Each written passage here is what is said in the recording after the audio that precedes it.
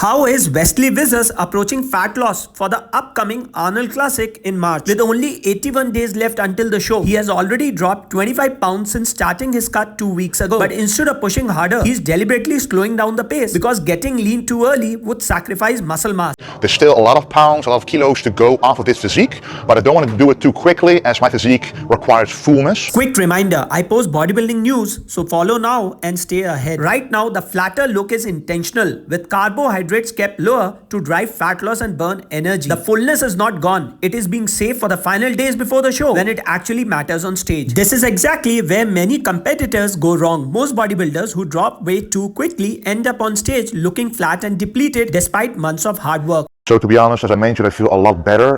And now I truly realize that my body simply doesn't want to be so heavy. Cutting made one thing clear. His body never wanted to stay that heavy. As the weight came down, training started to feel smoother, recovery became easier, and daily life felt athletic again. As a family man, stamina matters more than sheer size, because being huge means nothing if you feel slow and tired and can't play with your children. While bulking, you can get careless with diet and cardio, but fat loss phase demands precision. During a cut, small mistakes can cause muscle, so every gram of food is measured and every rep is executed heavy and controlled to avoid injury. As calories and carbohydrates drop, recovery drops with them, which forces training volume to come down. But the sets that remain are higher quality. He realizes too much volume during the bulk was beating up his tendons and ligaments because he thought more work meant more growth. Now volume has been cut into half, yet he is lifting heavier than during his bulk, getting stronger contractions, better pumps, and far less stress on his tendons and ligaments. It proves that focused execution beats excessive volume. When cutting for a photo shoot or competition, training has to match recovery. Therefore, you do less, but every set must be pushed with perfect form so the muscle is stimulated to the maximum. Another big shift is removing intra-workout liquid carbs like cyclic dextrin and shifting those calories into solid meals around training to stay full and stable. The shaker now contains only EAAs and collagen. Collagen stays because during training, blood flow to tendons and ligaments is highest, which makes joint support critical. One injury at this stage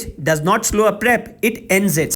Even at my level, we're all still human. Our minds, they need a certain end set point or a deadline to be able to put more effort into the day-to-day things. Setting up a deadline during fat loss is necessary, otherwise motivation fades. Seeing the countdown with fixed number of days to execute creates pressure and a sense of urgency, which forces better decisions around training, nutrition, sleep, and recovery. Feedback from Judge Steve Weinberger and Jay Cutler is now being applied to this prep, as this phase is no longer about learning, it is about execution. And for those of you outside competitive bodybuilding working on your own fat loss, here is the real question. Do you set a clear deadline that forces consistent action every day, or do you go with the flow and hope results will eventually show up? Don't forget to like and share with your friends.